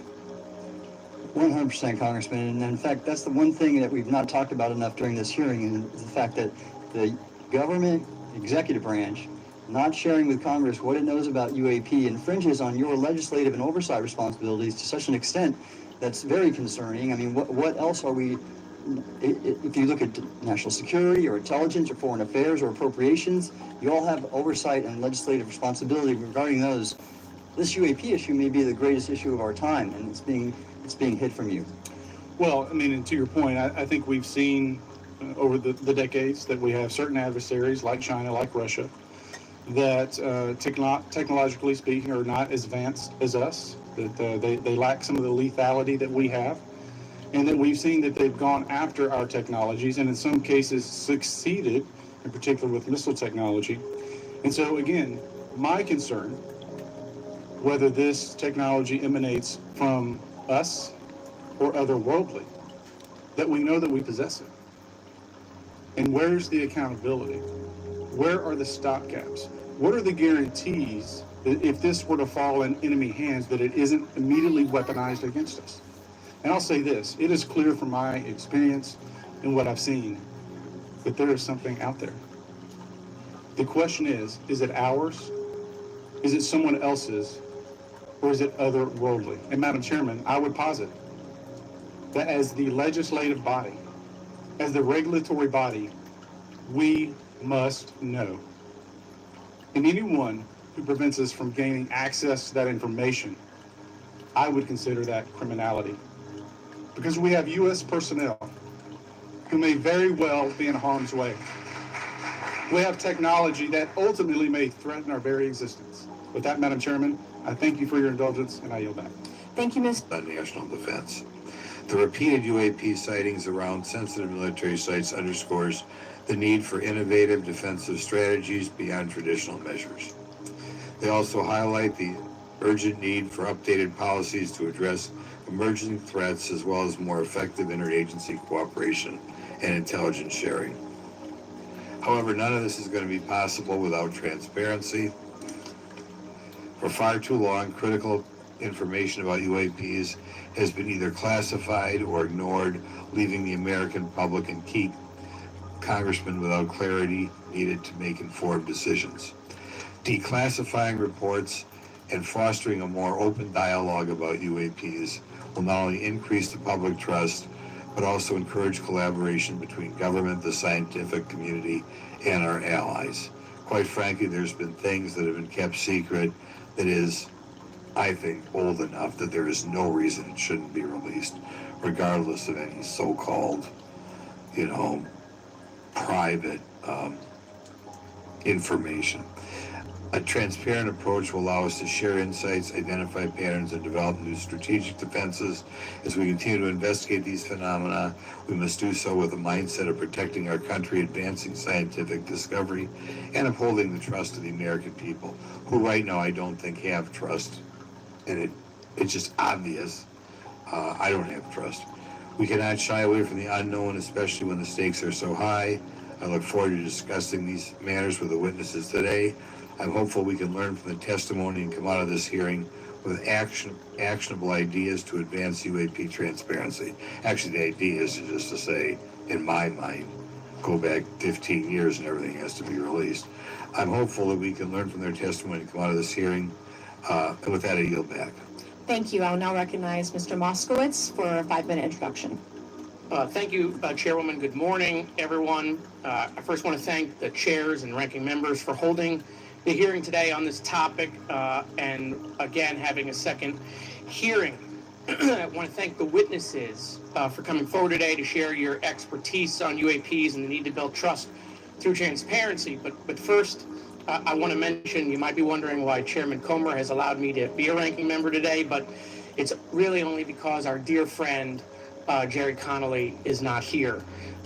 As Chairwoman Mace mentioned, he was diagnosed with esophageal cancer, and all of us on this committee know Jerry, and he's a fighter, and we're praying for him and hoping for his speedy recovery. So today's hearing marks this committee's second meeting dedicated to UAP transparency. I was pleased, as I know all of us are, on the bipartisanship that existed in last year's hearing, and even though we can't talk about what happens in the classified settings, the bipartisanship that has existed in those settings with the questions members have asked. Last year's hearing was a great example of open dialogue about UAPs, and we must remain committed to sharing information with the American people. And I think you see that commitment based on the people here and the commitment across the political spectrum.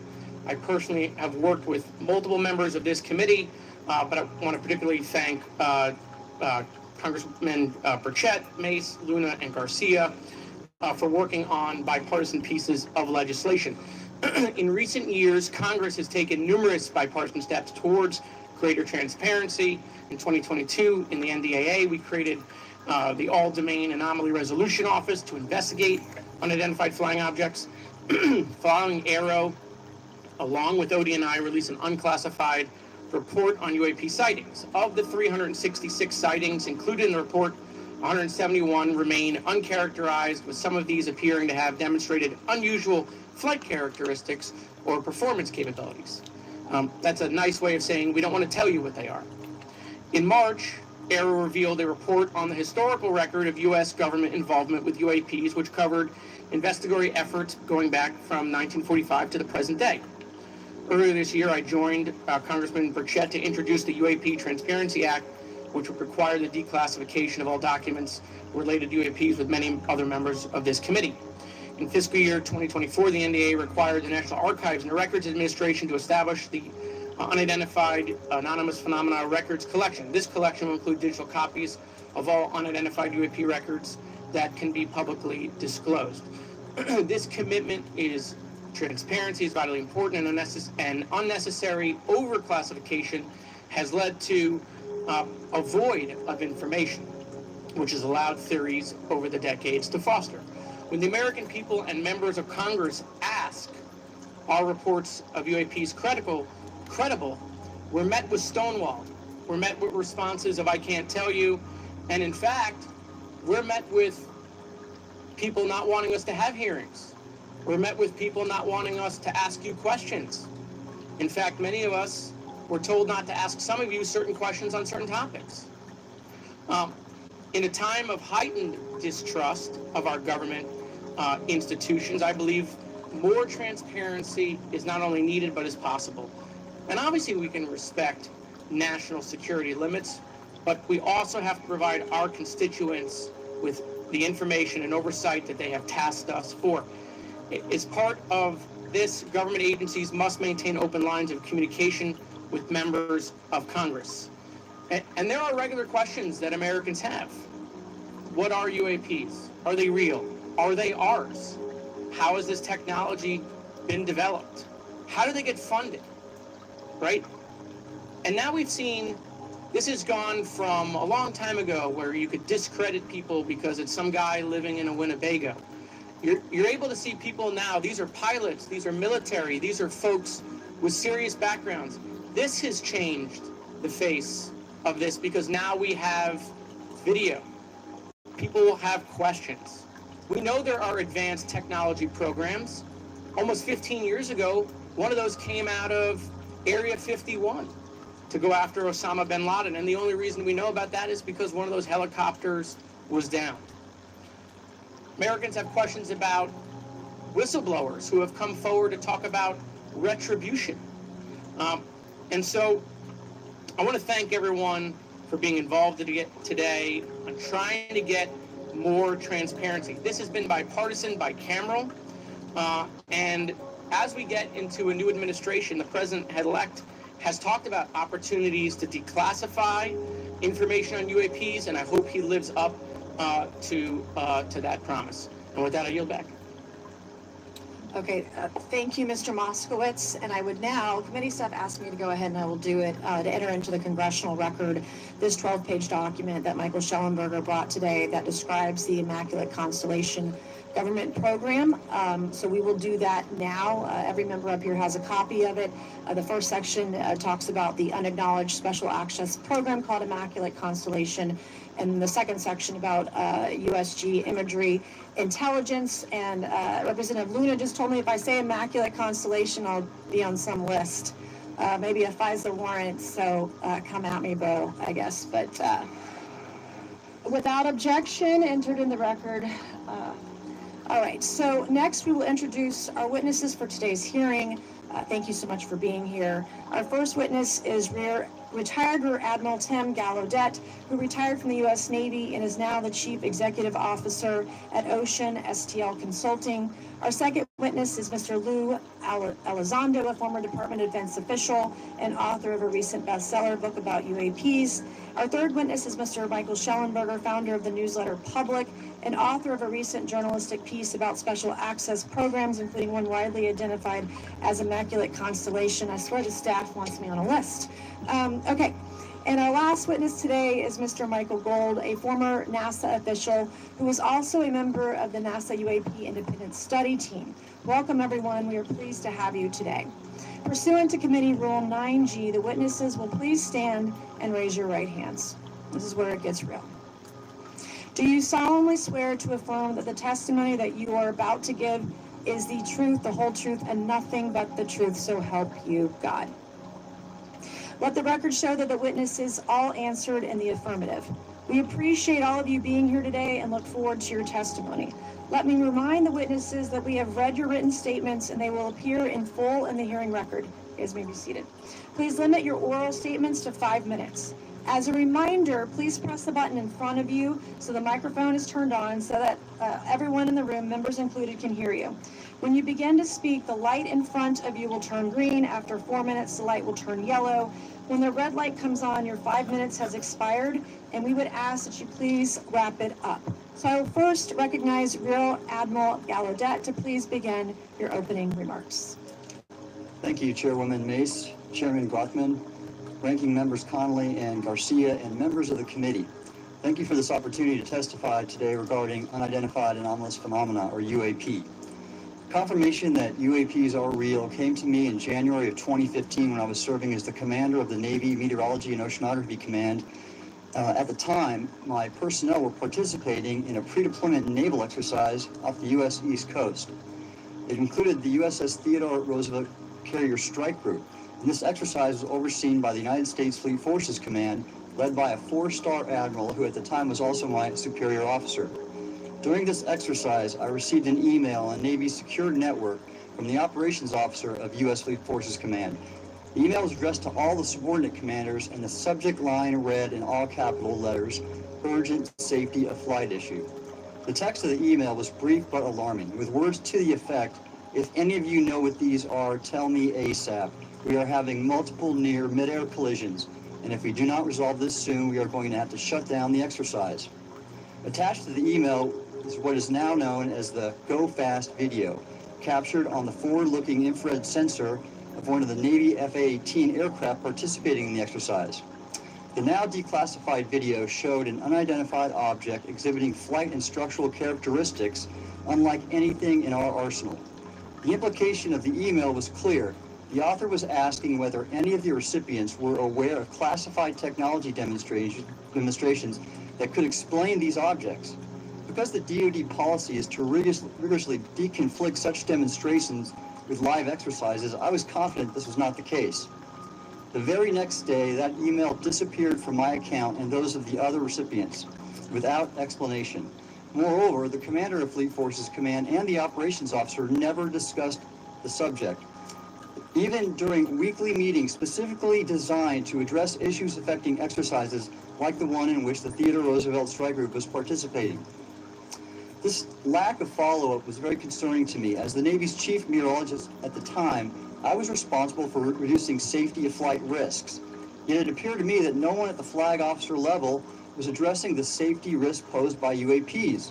Instead, pilots were left to mitigate these threats on their own without guidance or support.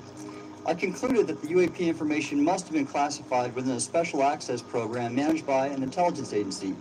That is a compartmented program that even senior officials, including myself, were not read into. Last year's UAP hearing before this oversight committee confirmed that UAP-related information is being withheld from senior officials and members of Congress. And just this week, I learned from former DoD official Chris Mellon that satellite imagery of UAP from a few years ago still has not been shared with Congress. Equally concerning, last year's UAP hearing also revealed that elements of the government are engaged in a disinformation campaign to include personal attacks designed to discredit UAP whistleblowers. Having never signed a non-disclosure agreement regarding UAPs, and now as a private citizen, I have become an advocate for greater UAP transparency from the government.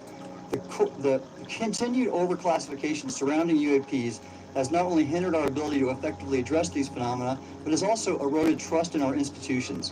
While I applaud previous bipartisan legislation passed by Congress concerning UAPs, a more comprehensive approach is needed to address the broader implication of UAP on public safety and national security, as well as the socioeconomic opportunities that open UAP research could unlock.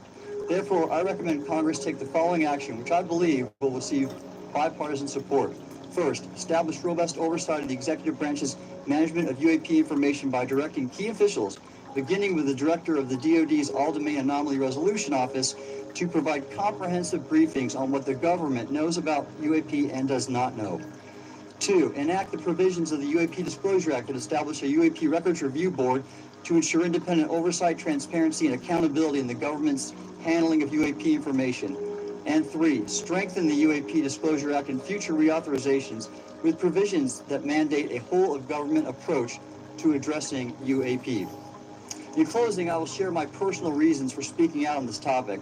First, as a former science agency leader, having led the National Oceanic and Atmospheric Administration, I've always sought the truth in human knowledge and thought. Now that we know UAP are interacting with humanity, and these include unidentified submerged objects in the ocean, we should not turn a blind eye, but instead boldly face this new reality and learn from it.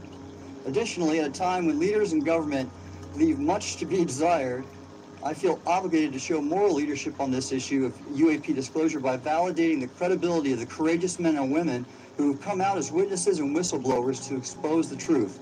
My speaking out has encouraged others to do the same, and it's my hope over time that a number of your constituents will want to know the truth and about UAP, and this number will increase to such an extent that the congressional action I've just recommended will become inevitable. Thank you, and I look forward to your questions. Thank you. I will now recognize Mr. Elizondo for his opening statement. Greetings, Chairwoman Mace, Chairman Grothman, Ranking Members Connolly and Garcia, and members of the committee. It is my honor and privilege to testify before you on the issue of unidentified anomalous phenomenon, formerly known as UFOs. On behalf of our brave men and women in uniform and across the intelligence community, as well as my fellow Americans who have awaited this day, thank you for your leadership on this important matter. Let me be clear. UAP